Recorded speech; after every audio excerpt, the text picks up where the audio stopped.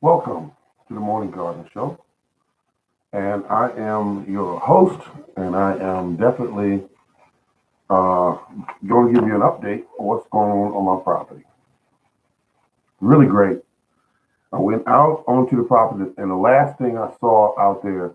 Now, I got to tell you, folks, honestly, I never feed or fertilize. Some people use the term, never fertilize my, they call it a raspberry plant. I never fertilize it. And the reason why is because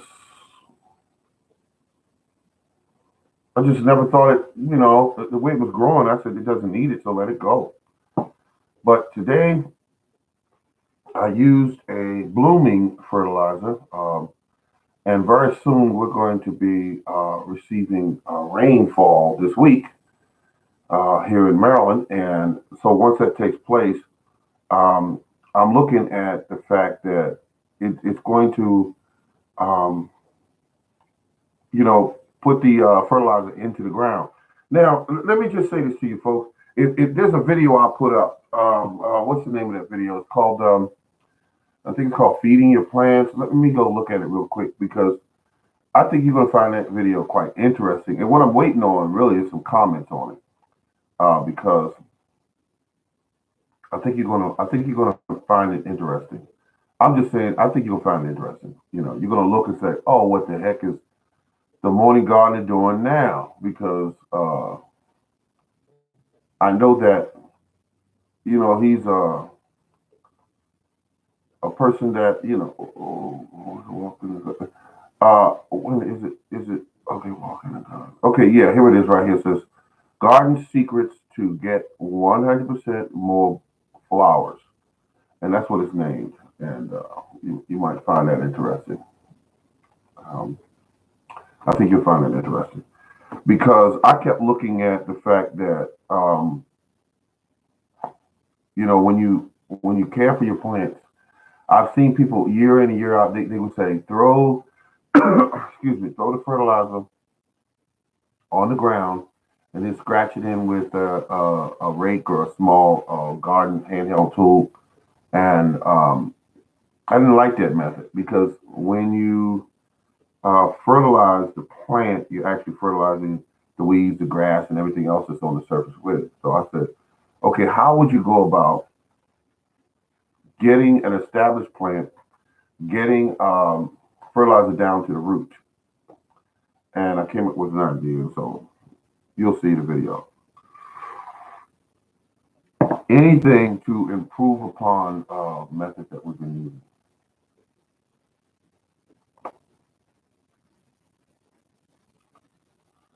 So it's been an interesting journey. This gardening thing. I still enjoy it so much. I just came indoors, checking the like I said, the kiwi plant has been fertilized, um, and all the fruit trees have been fertilized. The grapevines have been fertilized. I mean, really, it's beautiful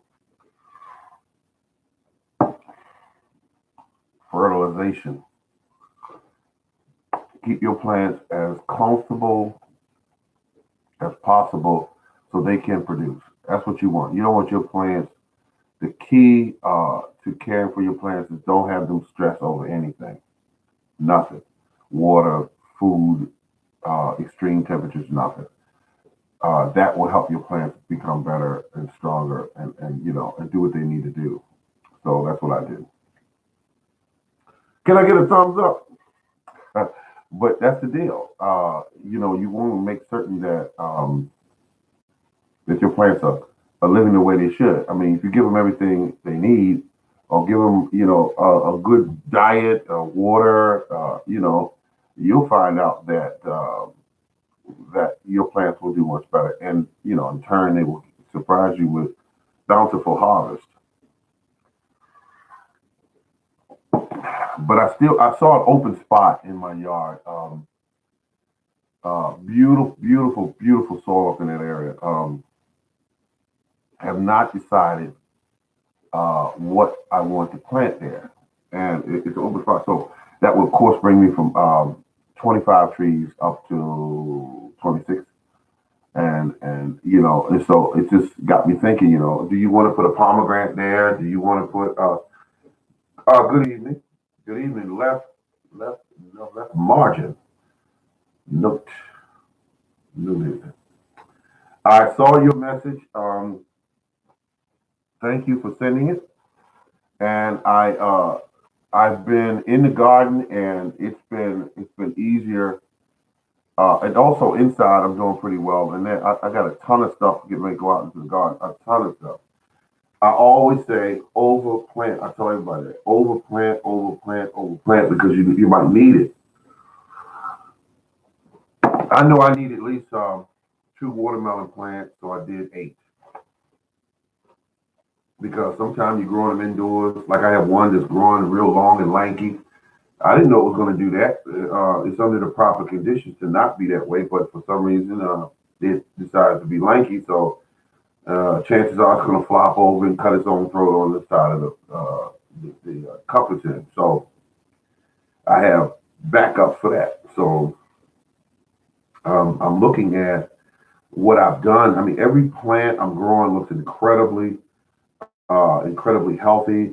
They're short and stout and strong. That took a little bit of understanding, how to stop them from being lanky. And I told everyone that the trick is, or the technique is, the plant must have the heat mat under them. When they break surface, remove it from the heat mat and just give it light, and you'll see it go from lanky. It'll never be lanky in the first place. Yeah, I have definitely overplanted. Good for you. You overplanted. I running out of room to. I'm running out of room as well, but I got to find a way to get creative. I have a window in that area that's about. Let's see, about. I want to say the window is about 22 feet long and about maybe 6.5, 7 feet high. So that's my window in that area. So I know it's going to help me out immensely. Open up these curtains and set them in different locations. Um, and established plants have a way of kind of taking care of themselves if you just, check them daily, make sure they have enough water. You know the routine. You know the routine. Um, Grow healthy seedlings. I have two tomato plants per 3-inch pot, and I know that's kind of tight, but I think I can make it. I got the brandy wines, the ones I separated into pots that they can survive in, and then I took a look at the purple. I can't remember the name of it. Cherokee. The purple Cherokee is also going to be separated this week, so that I can get it to start growing because you don't want them in too tight of pots and they start the plants become dwarfed because of that. You don't want to do that. So you try to give them as much space as they need so their roots can do what they need to do. Did you ever try? I don't know if you saw some of the pots I have where I did holes all around through the pots. They call it air layering. Well, it's not air layering, but air pruning. I think you might have saw the pots I have. If you saw it, it's cool. If not, the video's still out. So that looks good. So I'm looking good. I got everything wrong and everything looking right. So I just want to make sure that I'm doing what's right. Yeah. Shiny face makeup, like that, so but yeah, I'm happy. I mean I fertilized the heck out of my trees this year. I saw something like that earlier today.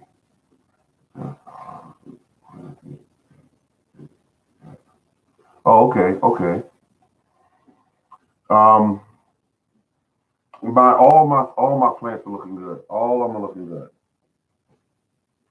And why is that? Because let's see, the water that I'm using, I like to use rainwater, but I'm not plugging up those tanks and let them freeze because we still might get a frost.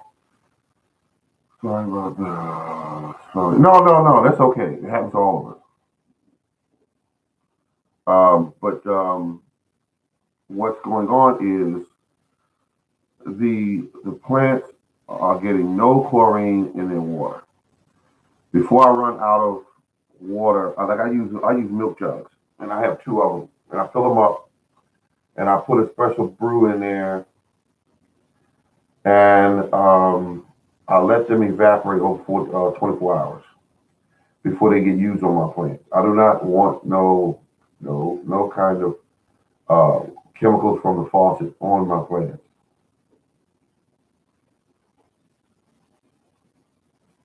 No chemicals. I just want um, the 24 hours also. Yeah, it's just a better deal. It's a better deal instead of putting it on your plants. Something go wrong. You don't know what's going on. You say to yourself, oh, what happened? I'm doing what I think is right, and that little thing as far as adding uh, uh, that water to your plant.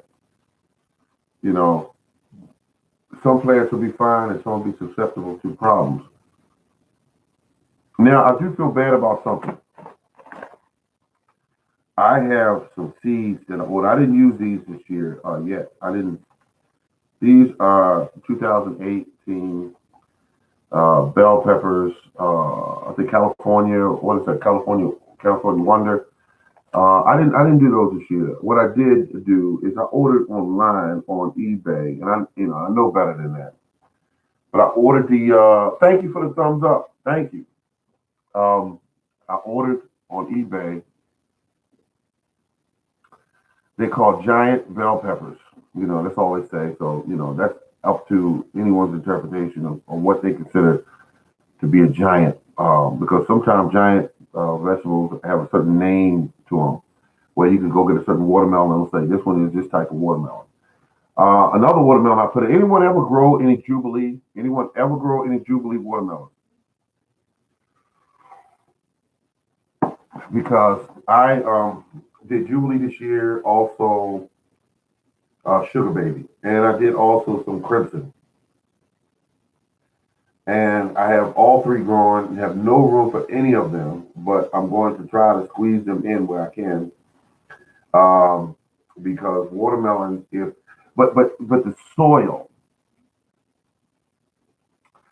soil is what I'm concentrating. A black diamond is pretty good. Black diamond's pretty good. What? Let me ask you something. Let me ask you something. From your experience, do you find watermelons to be that particular when you grow them? I want to ask you that question. Or can you just basically, because the soil has to be prepped, from my understanding. A lot of us have clay soil. I have also clay soil, but I'm not looking at that anymore in my life as a handicap.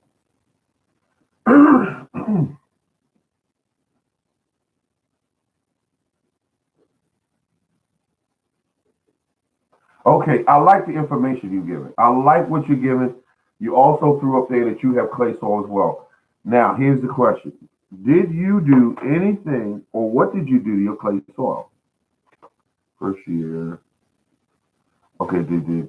Okay, the first year they did very well. Okay, that's always a plus. Did you do them by seed or by plant?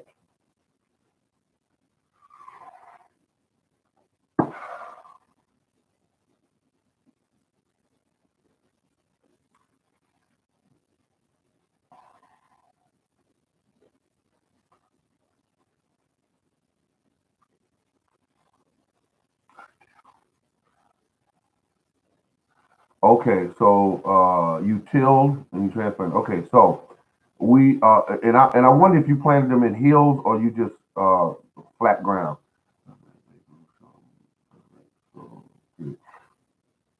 Okay, so you did some direct sow as well. See, folks, this is the people we need to be talking to if you have any questions because they've already done it. They've already done this, and they have information what they went through or how they went through a process. Um, let's see. Oh, thank you very much. You're a fan of your videos. You're a fan of my videos. Thank you very much.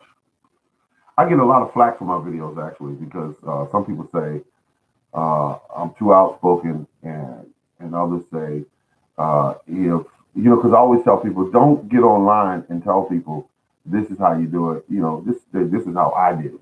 This is how I did it, and it's let's see the so okay use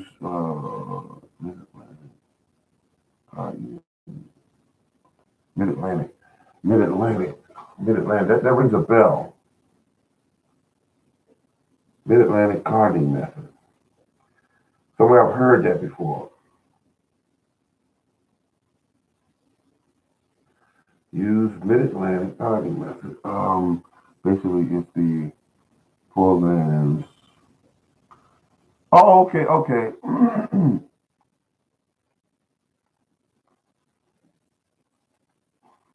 Thank you very much. Thank you very much. Basically, it's the so it's okay, okay. I have to find it.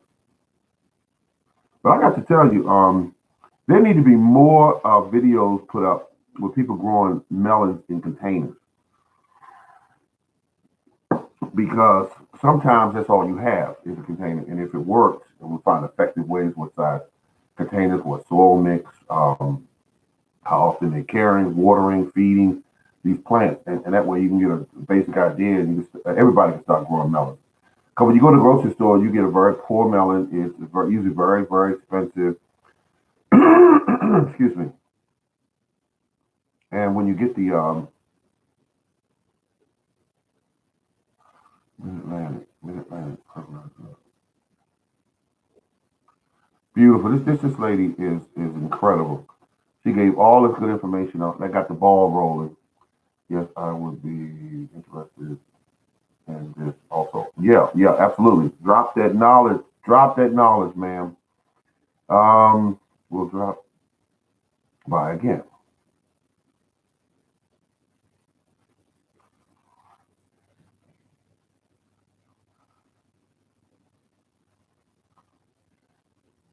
Oh, okay. Well, enjoy your dinner. Enjoy your dinner. All right. We'll drop by again. I enjoyed having you. Yeah.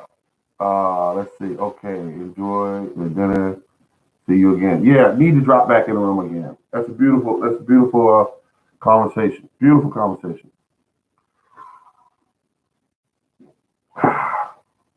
Now, I'm a sub.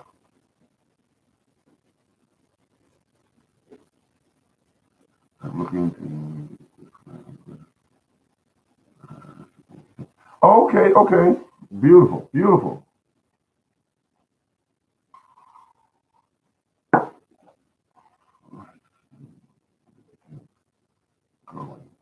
Mm-hmm. All these good ideas. Growing rice in a container.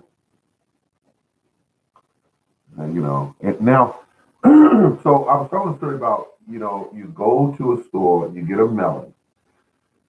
And back in the day, you could pick out a melon by just turning it over and looking for the where it's set on the ground. And if it's slightly yellow, that melon is ripe. It's ready to be picked. Now, you can do that today and get a melon, get it home, and it tastes like chunks of water you're eating, no sweetness. And in the meantime, the person who grew that melon is long gone with your money, long gone. So, that's interesting.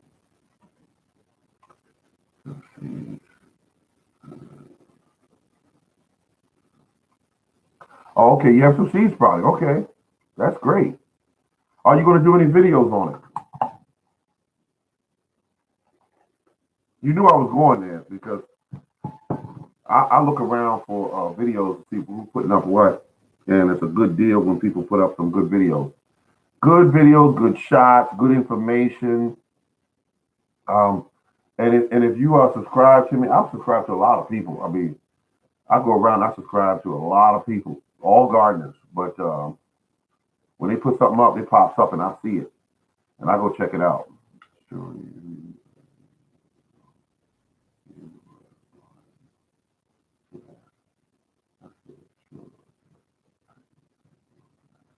Yeah, I had to ask, if you were going to put that video up because there's another medium in which we can share that information. I haven't done any videos yet. This is,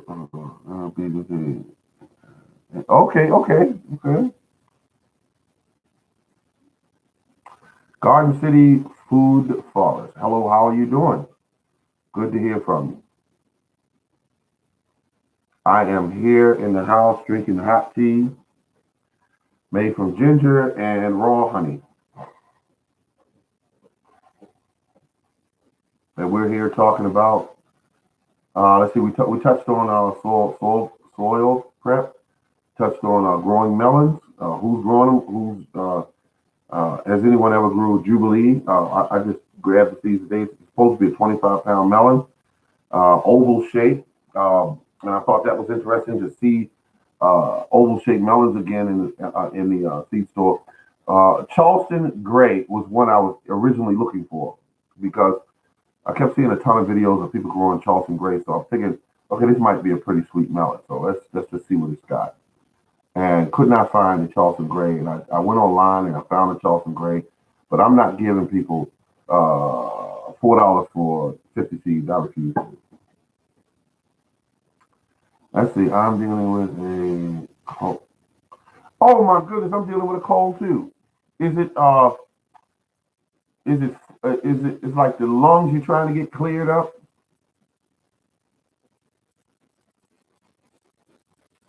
Mine is the lungs. I just can't get them cleared. So it's taking its own time. So that's the reason why I'm doing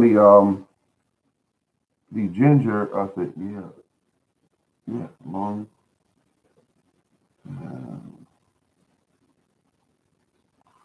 Okay. Now I'm not going to be a doctor, but I'm gonna throw this out there. Um, I wonder, have you been to the doctors yet for it, or are you just trying to ride it out?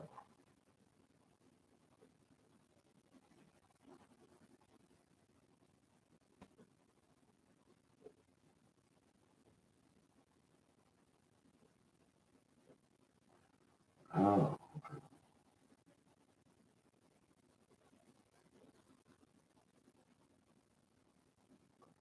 Oh, you said no doctors. Okay. One thing I have found that helps bring me some relief, and it's this. And I got to say this, as a disclaimer. Check with your doctor first. But what I'm doing here and is basically ginger and raw honey made into a tea. Is in this container here, which is what I put in there. I like sweet, so I put 3 teaspoons of raw honey in it, and I put when you slice in the ginger, it's 5 slices. You boil it, and once the water turns slightly brown, you pour it in a container, mix it up, or a cup. You can save the rest in the refrigerator for later. Warm it up anytime you want to, and it helps clear up. What it does is it cleans the phlegm off of those microscopic hairs in the lungs that help you breathe. It cleans them up, and yeah. Oh, okay.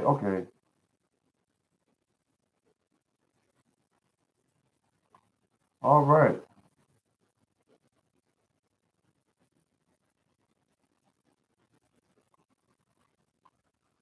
Okay.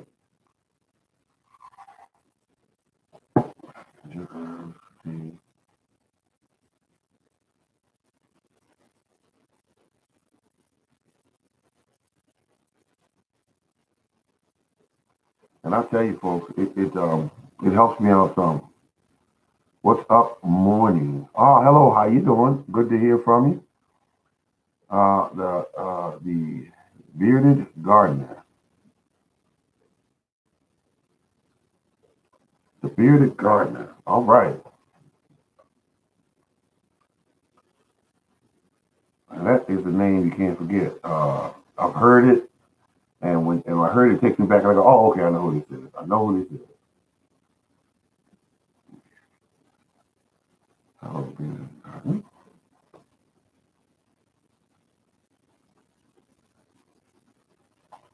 Hello, hello. How you doing, food forest permaculture?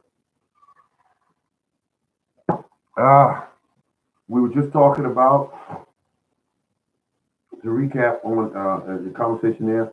We were talking about planting enough seedlings to make sure you have enough to plant this year. It's nothing wrong with going overboard a little bit on it, because when you do that, you make certain that you have seeds. You can't get time back, but if you have the seeds, if something goes wrong, if you put them out to harden off and you have them out too long, you accidentally forget or whatever, go to sleep and they out there and they die, you still have backup.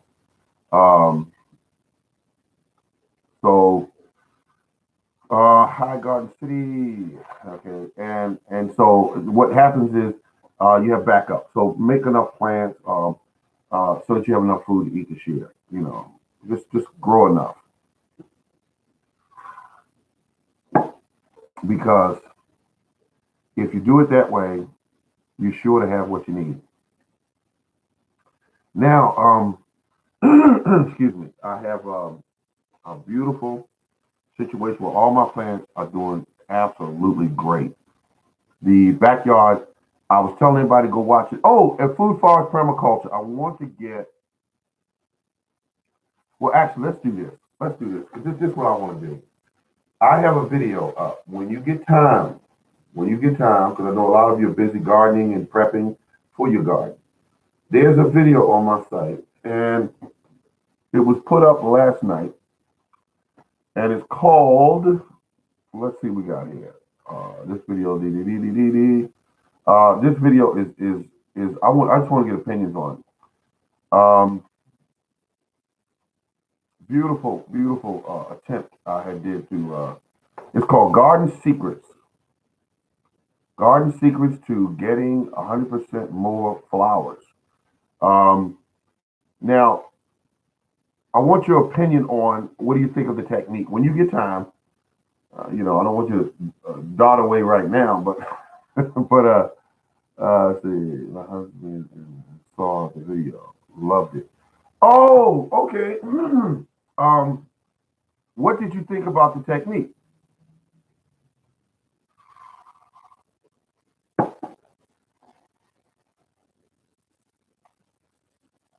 My husband and I saw the video and loved it. Um, and the reason why I liked it, when I put it up, is there's not another one like it on YouTube. It's not one like it. So if you start seeing them pop up, you'll say, okay, I know where it came from, because it's I've seen the ones with the I see it's a very interesting.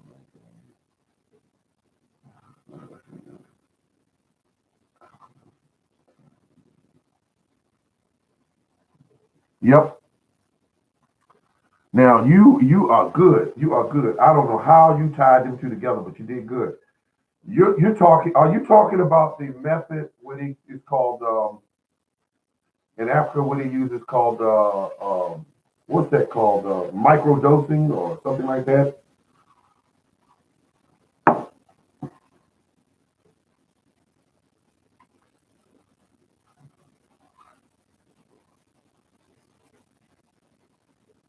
Yeah. Yep.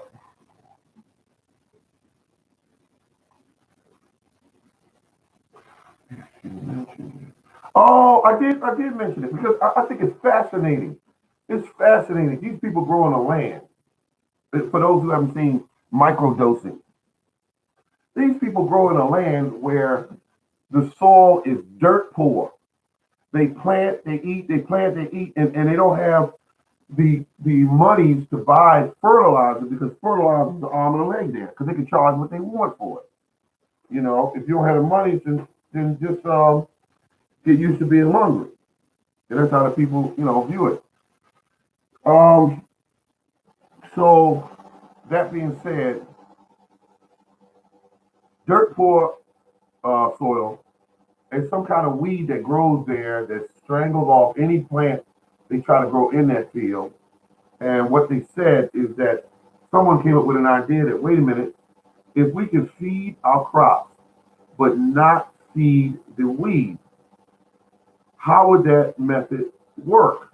And if we could feed just the plant, we could save um, on fertilizer. And they found out they could go from, I'll use this as an example, two 50-pound bags to using a quarter of one bag and do the same job. In fact, more effectively. And so I thought that was quite interesting. I said, that is interesting because I kept thinking about it, and I said, I love this. I said, wait a minute, they're growing um, what they call a plant that is like a cereal to them. I think they use it as a cereal. One of the methods they use as a cereal for eating it. They use it as a cereal. So when I saw that, I was totally, I was like, oh my God. I said, because I've seen people garden, and I see them just take a handful of fertilizer, they just drop it all over, they sprinkle it all over the ground and everything. I used to do that, sprinkle it all over the ground. And then when plants take off, you got weeds and grass, and also you got your poor little pepper plant in there somewhere trying to make it. So I said, wait a minute, why are you feeding every plant? Because that's the way you were taught. You were taught that way. So microdosing allows you to dig a small hole next to the plant, 6 inches from it, drop in like a cap full of, like a soda cap full of fertilizer, and cover it over. And also, some people use a tiny bit that will fit in your palm of compost. And that was it. That was it. And the plants, they said, outdid other crops that people were using the old method at the high cost of, using fertilizer. So I thought it was just incredible.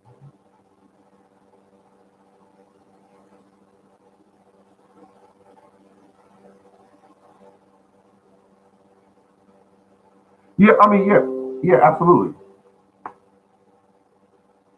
Live garden. I just got a notice someone's doing a live show.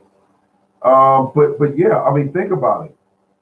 You got to get aggressive in order to get what you want. I mean, get just it's aggressive, and I'm telling you, folks, I love it. And if I can find a way, now I have lots of fertilizer. I also make my own fertilizer, but I really feel that if you can find a way to grow a watermelon, microdosing, oh my goodness, think about that. Watermelon's a heavy feeder. Tomatoes are a heavy feeder. Cucumbers are a heavy feeder. Broccoli's a heavy feeder. Just about every plant you grow is a heavy feeder. So why should you be running to the store, getting $11 bags of fertilizer when you can do it for a lot less? Now, if you run into a good fish market, of course, you on then. You get that. If they give it to you every day or every other day, you set.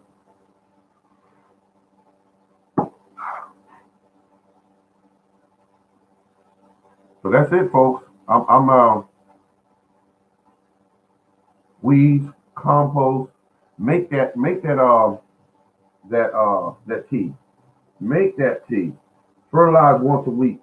Fertilize twice a week. If you're dealing with I mean, because let's be honest, some of us, how many of us in this room right now is willing to admit their soil is not that great? How many? That their soil is not that great? Because you can fix that soil. Once you come to the reality that your soil is not that, let's see, okay, you have raised beds, okay, but is your soil good? I know you can, okay, okay, good. Information is there.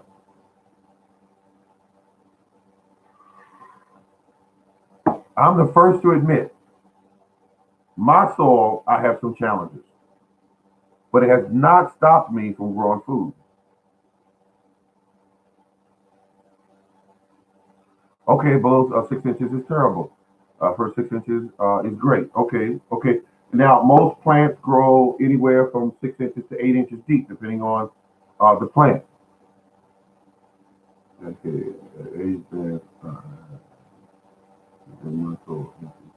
oh, okay, okay. How are your cuttings doing in the bag? Oh,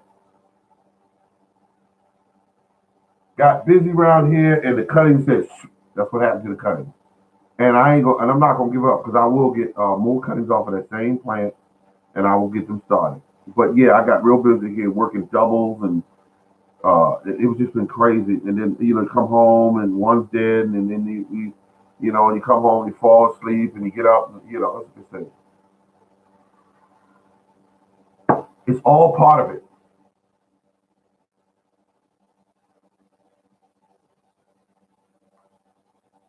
Okay, okay, great, great.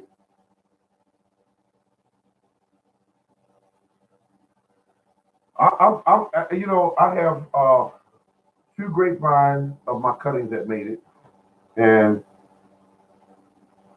I will definitely get a few cuttings off of the what they call them off of the kiwi and get them started because I need more than one kiwi plant.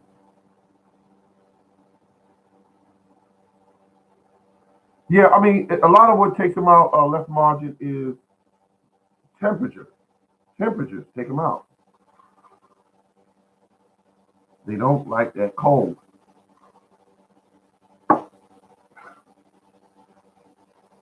And I feel good because the way it's warming up here, I got all my heaters to my greenhouse is set up where, I mean, they're not even on right now because it's like 70 degrees here. So they're not on. Once they, uh, once they get to the point where it's cold again, they will definitely, uh, you know,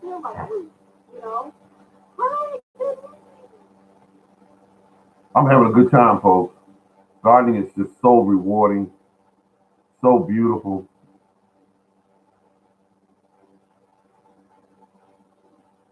It's so beautiful. So on that note, good people, I'm gonna call it. We had a good time.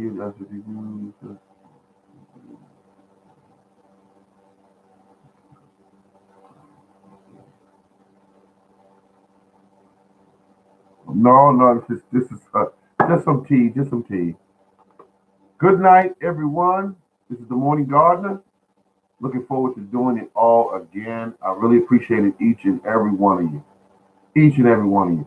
When I saw them people, tuning in, I said thank you because it's kind of hard. It is kind of hard sitting here talking to yourself. I've tried it many times. I figured if I at least get the information out there, they'll see it later on. You know. But it's been a good conversation. I love it when people step up and say, "Look, I'm gonna ask him the question. I don't know, so I'm gonna ask," or I have something I want to add to what he just said. Thank you. I appreciate you. Thank you very much, ladies and gentlemen. This has been the Morning Gardener. And remember, keep on growing.